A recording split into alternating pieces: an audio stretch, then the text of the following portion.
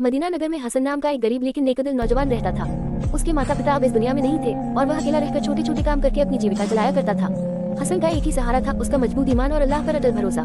एक दिन हसन काम से लौट रहा था कि उसे रास्ते में एक चमकता हुआ सोने का सिक्का मिला।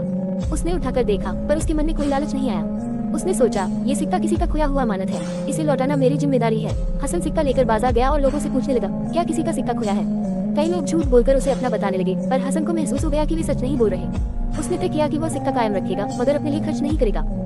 कुछ दिनों बाद हसन मस्जिद में बैठा था। नमाज के बाद उसने इमाम साहब को उस सिक्के के बारे में बताया। इमाम साहब बोले, बेटा तुमने बहुत अच्छा किया। अमानत लौटाना इस्लाम की सबसे बड़ी सीखों में से है। मैं ऐलान कर दूंगा, शायद मालिक मिल जाए। 3 दिनों तक मस्जिद में ऐलान होता रहा, जिसका सोने का सिक्का खो गया हो वह मस्जिद के इमाम से संपर्क करे।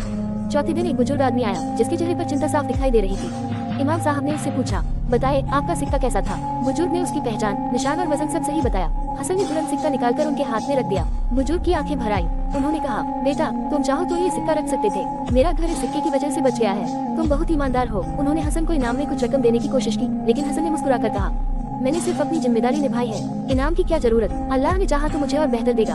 बुजुर्ग हसन की बात से बहुत प्रभावित हुए। जाते जाते उन्होंने कहा, बेटा मैं शहर का एक व्यापारी हूँ, आज से तुम मेरे साथ काम करोगे। तुम्हें ईमानदारी की कीमत मिलनी चाहिए। हसन ने अल्लाह का शुक्र अदा किया और काम पर लग गया। उसकी मेहनत और सच्चाई के कारण कुछ ही महीनों में वह दुकान का सबसे भरोसेमंद कर्मचारी बन गया।